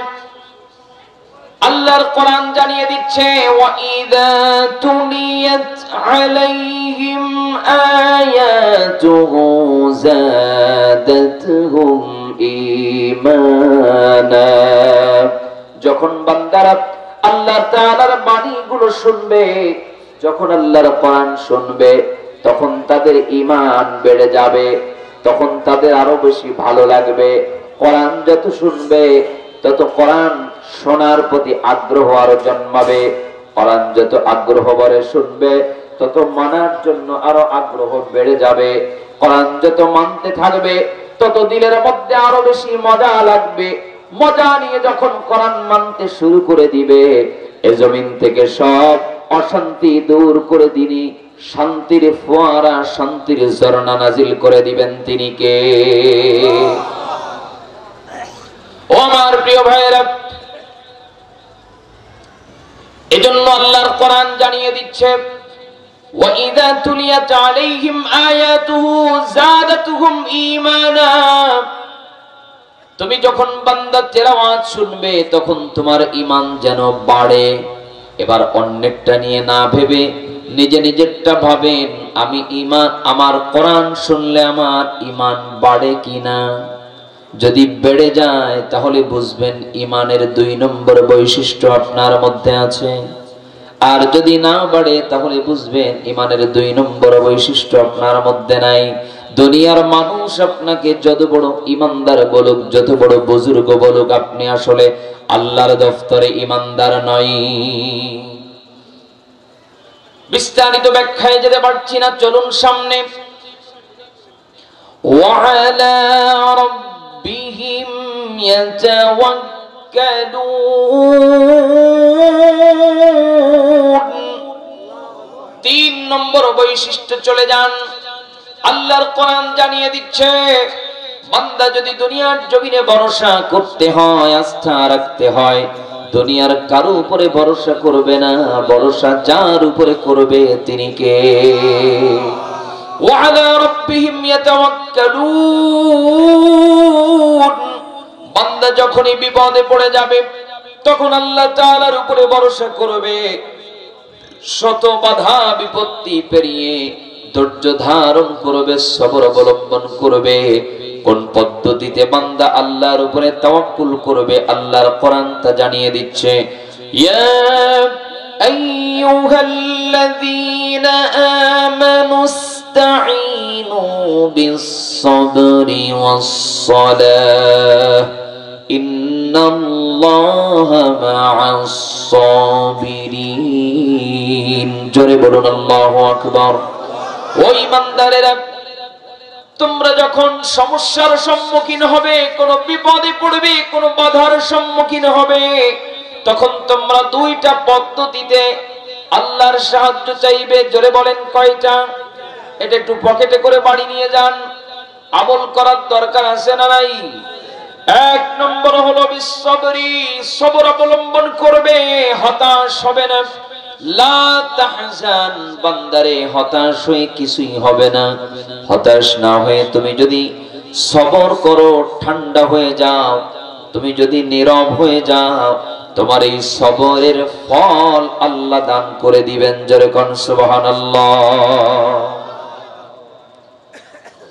বিসবর, এক নম্বর সবর অবলম্বন করবে। দুই নম্বর যে গুণটা অর্জন করবে বান্দা, বিসসালা, কোন বিপদে মাথা নষ্ট না করে কপাল থাপড়ায়া লাভ হবে না, আত্মসাৎ করে লাভ হবে না, নিজেকে শেষ করে দিয়ে কোনো লাভ হবে না। বরং তোমার যখন বিপদে পড়ে যাবে, এক নম্বরে নীরব হয়ে যাও, সবর করো। পাগলামি বাদ দিয়ে গভীর রজনীতে অজু বানায়া, দুনিয়ার কোন মানুষকে দেখার দরকার নাই, দুনিয়ার কাউকে ডাকারও দরকার হবে না। গভীর রজনীতে অজু বানায়া যাই নামাজটা বিছায়া আল্লাহর কুদরতি কদম মোবারকে সিজদায় লুটিয়ে যাও। ওই মালিককে ডাক দাও, মালিক আমার আল্লাহ। মালিককে ডাক দিতে দেরি হবে, মালিকের সাহায্য তোমার কদমে আসতে দেরি হবে না। জোরে বলেন ঠিক কিনা? বান্দা যখন আল্লাহর সাহায্য চাইবে সালাত এবং সবরের মাধ্যমে, আল্লাহর কোরআন জানিয়ে দেয় ওই বান্দার জন্য সাহায্য করা আমার আল্লাহর জন্য ওয়াজিব হয়ে যাবে। সুবহানাল্লাহ পড়েন। এজন্য আল্লাহ তাআলার উপরে সবথেকে তাওয়াক্কুল বেশি থাকার দরকার আছে না নাই? ব্যবসায় মন্দা যায়, হতাশ হবেন না। যিনি লাভজনক ব্যবসা দান করবেন তিনি কে? নাকি মাজারে মান্নত করবেন? বাবার কাছে গিয়ে চাইবেন, বাবা একটু ব্যবসা দাও। সন্তান হয় না, বাবার কাছে গিয়ে মান্নত করবেন, বাড়িতে গাজির গিফট দিবেন। এগুলো হয় এদেশে? হয়? এও হয়? বাহ।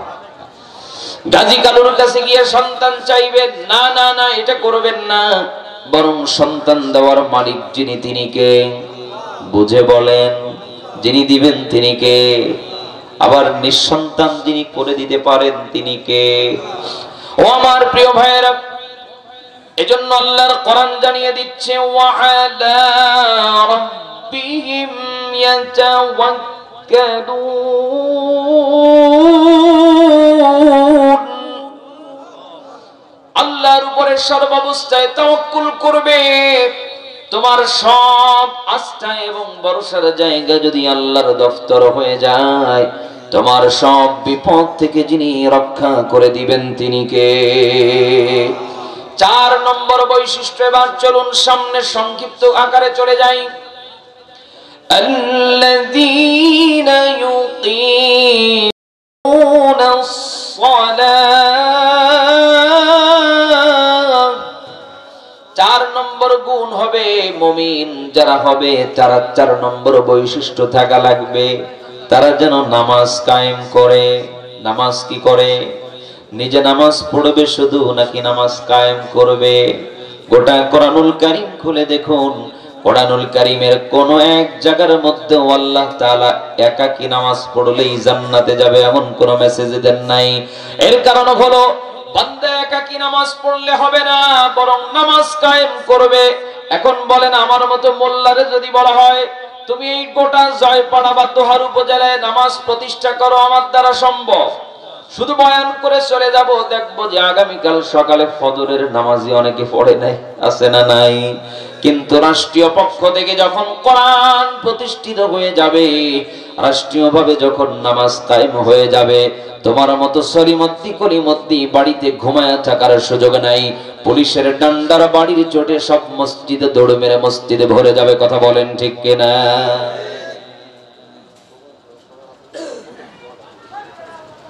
আমি একটু সময় দেব, রাখেন, আমি বলবো ইনশাআল্লাহ। ও আমার প্রিয় ভাইয়েরা, কেনই বুঝো না কেন কোরআন প্রতিষ্ঠিত হওয়ার জন্য এত জোরে চিল্লাই? গোটা পৃথিবীর আলেমরা কেন তোমাদেরকে কোরআন প্রতিষ্ঠিত হওয়ার জন্য ডাকে? গোটা পৃথিবীর দায়ীরা কেন নামাজ প্রতিষ্ঠিত হওয়ার জন্য ডাকে? এর মানে এই নয় নামাজ প্রতিষ্ঠিত হয়ে গেলে তোমার ঘর বাড়ি আগুন দিয়ে জ্বালায় দিবা নামাজ না পড়লে না। ইসলাম ইনসাফ শিখায়, বেইনসাফি শিখায় না। ঘরের মধ্যে নারী আছে, ঘরের মধ্যে অবশ শিশু সন্তান আছে, তাদের দিকে তাকায়া আল্লাহর নবী বলেছেন, আমার মনে চায় যদি কোনো পুরুষ নামাজ জামাতে না পড়ে ঘরের মধ্যে সময় নষ্ট করে, যেই ঘরটাকে জামাতে নামাজ পড়া থেকে ফারেক করে রাখলো, দূরে রাখলো, আমার মন চায় ওই ঘরটাকে আগুন দিয়ে জ্বালায়া দেই। শুধুমাত্র মা বোন যারা পর্দানিসীন নারীর দিকে তাকায়া দেই না, আর অবশ কিছু নাবালক মাসুম বাচ্চারাও তো ঘরে থাকে, তাদের দিকে তাকায়া দেই না। রহমতের নবী এত কোমল হৃদয়ের মানুষ যদি এত শক্ত কথা বলতে পারেন, তাহলে আল্লাহর কোরআন যেদিন প্রতিষ্ঠিত হয়ে যাবে, জয়পাড়ার কোন দোকানদার মনে চাইলেও রোজার দিনে পর্দা টানায়া গোপনে গোপনে দুপুর বেলা ইফতার করতে পারবে না। ডান্ডার বেড়ির চোটে সব টাইট হয়ে যাবে। অসুস্থতা ওজর যদি থাকে, সে তার ওজর ব্যক্তিগত বাড়িতে গিয়ে পানাহার করবে, কিন্তু রাস্তাঘাটে যেখানে সেখানে পানাহার করে রোজাদার ব্যক্তিদেরকে কষ্ট দিবে না, বিশৃঙ্খল পরিবেশ করবে না। নামাজের সময় গান বাজনা তো দূরের কথা, ওপেনলি অন্যের ক্ষতি করে লাউড স্পিকারে কোনো গান বাজতে দেওয়া হবে না। নামাজের সময় হলে পরে দোকানদারি চলবে না, ব্যবসা প্রতিষ্ঠানগুলো সব বন্ধ করে দিয়ে যাও, ছুটে যাও আল্লাহর কাছে। আল্লাহর কুদরতি কদম মোবারকে যখন তুমি ছুটে যাবা, ও বান্দা আল্লাহর কসম করে বলি, আল্লাহর কসম করে বলি, যখন তুমি নামাজের জন্য চলে যাবা, যতটুকু সময় তোমার লস হয়েছে নামাজে যাওয়ার কারণে, যতটুকু ব্যবসায় তুমি ক্ষতিগ্রস্ত হবে নামাজ থেকে ফিরে আসার কারণে, যার কদমে সেজদায় লুটিয়ে পড়েছ, ওই মহান রব্বে কারীম তোমার ব্যবসায় তার থেকে 10 গুণ উন্নতি বাড়ায়া দিবে। বরকত দেওয়ার মালিককে। অনেকে লক্ষ টাকা কামায়, কিন্তু মাস শেষে ধার করে চলা লাগে, আছে না নাই? আর কেউ 5,000 টাকা মাস শেষে কামায়, 200 টাকা মাসে আবার কিস্তিও দেয়, আছে না নাই? খাইয়ে দিয়ে আবার উদ্বৃত থাকে, কোনো ধার কর্য করা লাগে না। মৃত্যু হতে দেরি, জানাজার ময়দানে দাঁড়িয়ে তার জন্য তার পক্ষ থেকে বলতে হবে না, কেউ তার কাছে ফেলে মাফ করে দিয়ে এমনিতেই মাফ। কারো দোকান থেকে একটা রং চাও বাকি খায় না, একটা পান বিড়ি সিগারেটও বাকি খায় না, এমন ভালো মানুষ আছে না নাই? অতএব বরকত আসে কার পক্ষ থেকে? বান্দারে, তুমি যদি আল্লাহর উপরে তাওয়াক্কুল করে আল্লাহর কুদরতি কদম মোবারকে সিজদায় লুটিয়ে যাও, বরকত যিনি দিয়ে দিবেন তিনি কে? অতএব নামাজ আজকে থেকে পড়বেন না পড়বো না? পড়বো কি পড়বো না? একা পড়বো নাকি অন্যকে নিয়ে পড়বো? আল্লাহর কোরআনের জন্য জানিয়ে দেয়, আইয়ুহাল্লাযীনা আমানু কু আনফুসাকুম ওয়া আহলিকুম নারা। জোরে বলুন আল্লাহু আকবার। বান্দা শুধু একা জাহান্নামের আগুন থেকে বাঁচলে হবে না, তুমি নিজে জাহান্নামের আগুন থেকে বাঁচো, ওয়া আহলিকুম নারা, এবং তোমার আহাল পরিবার পরিজনটাকেও জাহান্নামের আগুন থেকে বাঁচানোর চেষ্টা করো। বাঁচিয়ে তিনি দিবেন তিনি কে? ও বান্দা, এজন্য একা নামাজি পড়ো না। ঘরের মধ্যে ঘুমায় থেকে আপনি আপনার সন্তানকে যতই কেন দিয়ে গুতন, বাবা যাও নামাজে যাও, কোনোদিন যাবে? বরং আপনি যদি নিজে নামাজি হয়ে যান, আপনি যদি নিজে নিয়মিত মসজিদমুখী হয়ে যান, নিজে যখন নামাজি হয়ে যাবেন, আপনার সন্তানকে বলতে হবে না বাবা নামাজে যাও, বরং নিজে নামাজি হয়ে গেলে সন্তানও আপনার দেখা দেখি অটোমেটিক্যালি নামাজি হয়ে যাবে। কথা কোন ঠিক কিনা? আপনার বিবি যদি পর্দানিশীন হয়ে যায়, ও পর্দার আড়ালের মা শুনে নাও, তুমি যদি পর্দানিশীন হয়ে যাও, তোমার সন্তান, তোমার নাতি নাতকুড়কে পর্দার ওয়াজ করা লাগবে না, পর্দার জন্য শাসন করতে হবে না। তুমি যে হিজাব পরে বাহিরে যাও, তোমার দেখা দেখি তোমার সন্তানটাও হিজাব পরা হয়ে যাবে। কথা বলেন ঠিক কিনা? এজন্য ছেলেদের চরিত্র হয় বাবার থেকে, ছেলেরা শিখে বাবার থেকে। বাবার চরিত্রগুলো ছেলেদের মধ্যে বেশি ঢুকে যায়, আর মেয়েদের চরিত্র আসে মায়ের থেকে। এজন্য বিবাহের ক্ষেত্রে জামাই যদি খুঁজতে হয়, আগে জামাই খোঁজার আগে খুঁজবেন জামাইয়ের বাপ কেমন। আর যারা যুবকরা বিয়ে করতে যাবা, মেয়ে খোঁজার আগে দেখবা মেয়ের মা কেমন। মা যদি খারাপ হয়, ওই মেয়ে দেখতে যত ফেরেশতা মনে হোক, শয়তানের হাড্ডি হয়ে যাবে। আর মা যদি ভালো হয়, মেয়ে যদি এখন খারাপ হয়, একটা সময় শাসন করে ওকে ভালো বানানো যাবে। কারণ মা যদি ভালো হয়, ওই মায়ের রক্ত সন্তানের মধ্যে আছে না নাই? ভালো রক্ত প্রবাহিত হওয়ার কারণে ভালো কিছু অভ্যাস সংস্কৃতি মেয়ের মধ্যে একটা সময় প্রভাব ফেলবে। এজন্য আমার ভাইয়েরা, বৃদ্ধ বয়সে এসে আমাদের কাছে তাবিজ চাওয়া লাগবে না। হুজুর আমাদেরকে তো সন্তান ভাত দেয় না, হুজুর আমার সন্তানের জন্য দোয়া করুন, আমার সন্তান আমার কথা শুনে না, আমার সন্তানের জন্য দোয়া করুন, সন্তানটা নামাজ পড়ে না। আমি বলি রে ভাই, নামাজি হবে কেমনে? যে সময় নামাজি হওয়ার দরকার ছিল সে সময় তুমি নামাজ পড়তে দাও নাই। যে সময় সন্তান বাবা মাকে শিষ্টাচার শিক্ষা দরকার ছিল সে সময় বাবা মা হয়ে তুমি তাকে শিক্ষা দাও নাই। যার কারণে এখন তো তোমার কথা শোনে না, এটা তো তোমার কপাল। ও যে তোমাকে বাইন্দে বাড়বে না, এটাই তোমার কপাল ভালো। ও আমার প্রিয় ভাইয়েরা, এজন্য সময় থাকতে সন্তানকে নামাজের শিক্ষা দিন। নামাজ কায়েমের জন্য বলছি, আমি একা নামাজ পড়বো না। আবার আমি যদি আপনাদেরকে বলি এখানে নামাজ আমি একা কায়েম করেও দিতে পারবো না, কিন্তু এখানে যদি 100 মানুষ ওয়াদা করেন হুজুর আমি আজকে থেকে নামাজি নিজে হব এবং আমার পরিবারটাকে নামাজি বানাবো।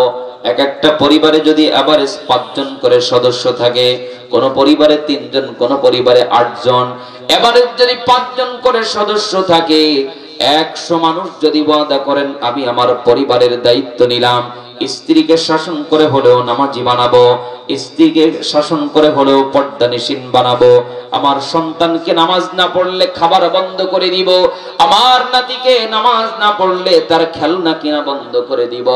এমনি করে যখন এক একটা পরিবারের দায়িত্ব এক একজন নিয়ে নিবেন, 100 মানুষ যদি ওয়াদা করেন আমি আমার পরিবারের দায়িত্ব নিলাম, ও ভাই আমি আপনার পরিবারকে নামাজি বানাতে পারবো না, আপনিও আমার পরিবারকে নামাজের দায়িত্ব নিতে পারবেন না।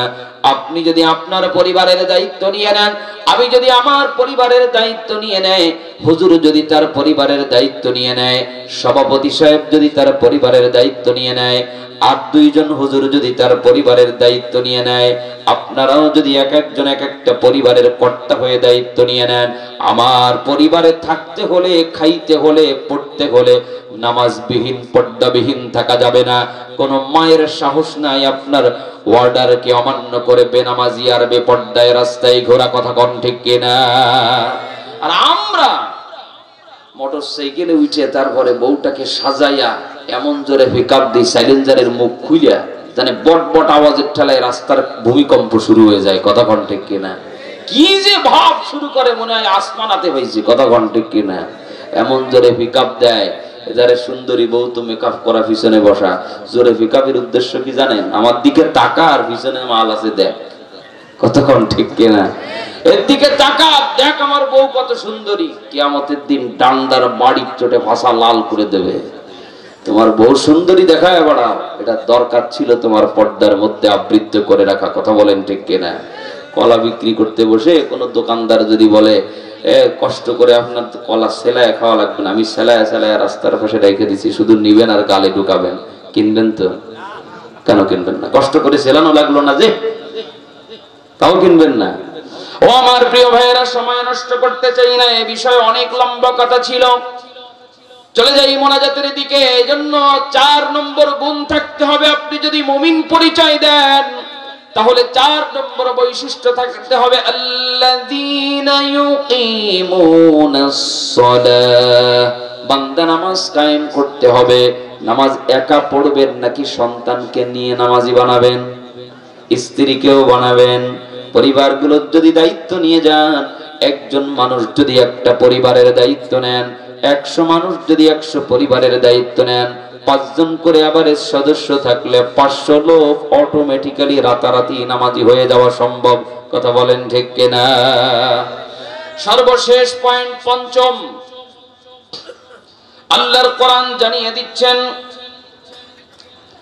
الذين يقيمون الصلاة ومما رزقناهم ينفقون। 5 নম্বর বৈশিষ্ট্য হবে মুমিন তারা যারা ওমিম্মা রাযাকনাহুম ইউনফিকুন, যারা আল্লাহর দেওয়া রিজিক দিয়ে আল্লাহর রাস্তায় ব্যয় করবে। হুজুর এতক্ষণ যা কইছিলেন, এত মাথার ঘাম পায়ে ফেলে কষ্ট করে কামাই করি আমি, আল্লাহরে দেব কেন? আছে না নাই? ও বান্দা, একটা টাকাও তো যদি তোমার রিজিকের মধ্যে থাকে, একটা টাকাও যদি তোমার পকেটের মধ্যে থাকে, বুঝে নিও এই টাকার মালিক তুমি না, মালিক কে? আল্লাহ তোমার পকেটের মধ্যে ঢুকায়া দিছে, বলেন আছে। তুমি তো দেখতেছো মাথার ঘাম পায়ে ফেলে তুমি ইনকাম করো, ওই মাথার ঘাম পায়ে ফেলে তো কত মানুষ ভিক্ষাও করে। আল্লাহ চাইলে তোমাকে মুহূর্তের মধ্যে ভিক্ষার থালা ধরিয়ে দিতে পারেন কিনা? আবার আল্লাহ চাইলে রাস্তার ভিক্ষুকটাকে তোমার ধনীর দুলালির আসনে বসিয়ে দিতে পারেন কিনা? আল্লাহর জন্য অসম্ভব হবে নাকি? না না না। এজন্য যাদেরকে আল্লাহ রিজিক দান করেছি, ঈমানদার যদি হও তাহলে কৃপণতা না করে আমার দেওয়া রিজিক দিয়ে আমার রাস্তায় ব্যয় করো। যত ব্যয় করবা আমার ভান্ডারে কোনো অভাব নাই। আমার রিজিক আমার জন্য যত ব্যয় করবা, আসমান থেকে রিজিকের বন্যা বইয়া যিনি দিবেন তিনি কে?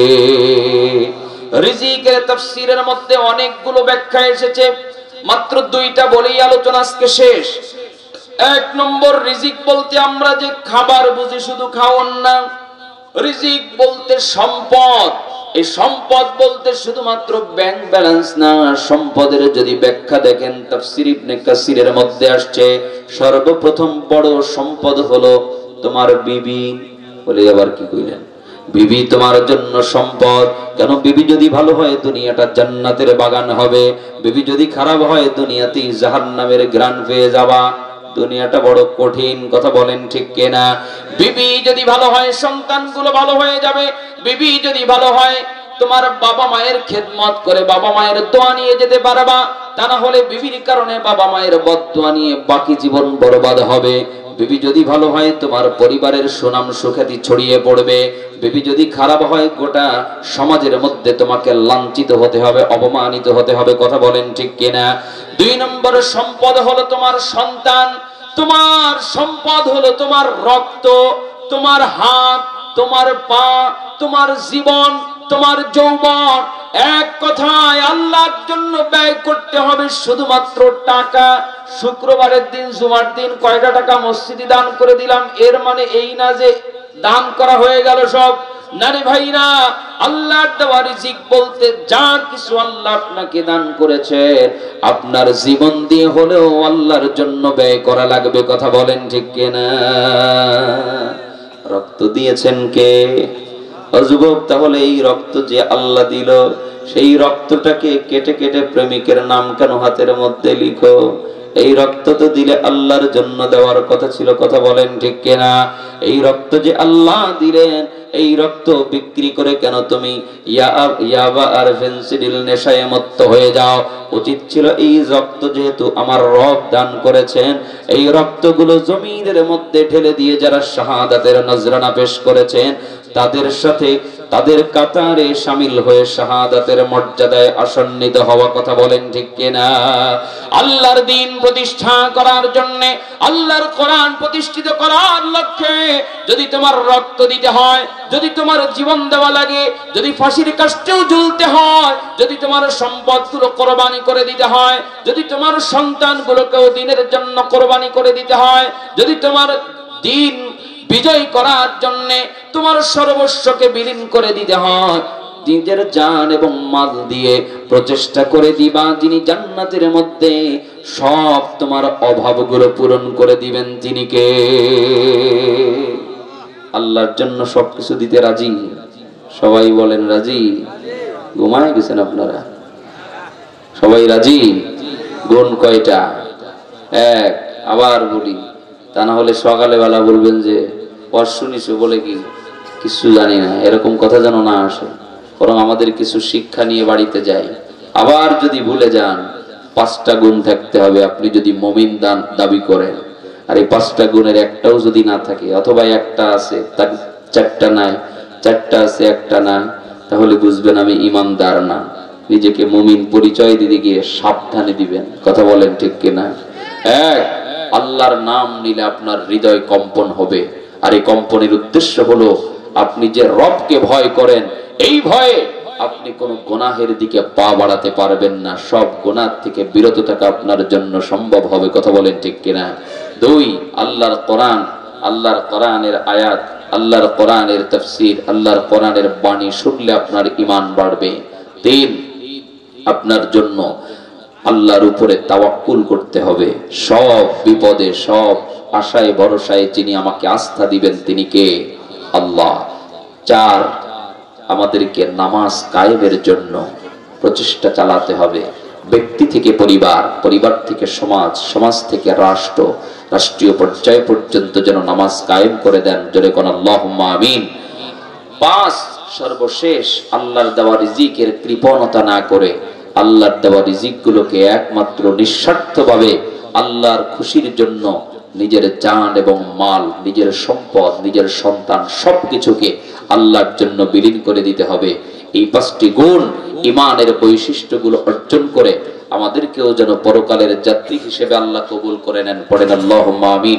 ওয়া আখিরি দাওয়ানা আনিল হামদুলিল্লাহি রাব্বিল আলামিন। আমরা মোনাজাতের দিকে এগিয়ে যাব।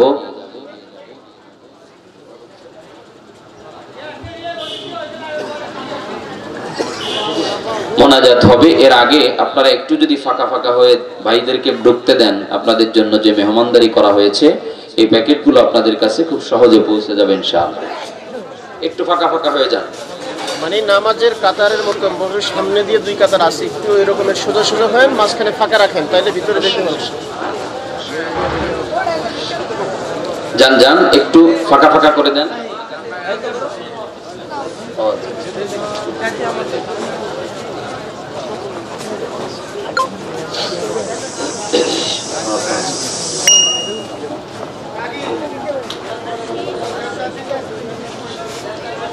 ভাই একটু আমরা ভাইদেরকে সহযোগিতা করি, ঢুকতে দেন আর প্রত্যেকে একটু গ্রহণ করুন। আর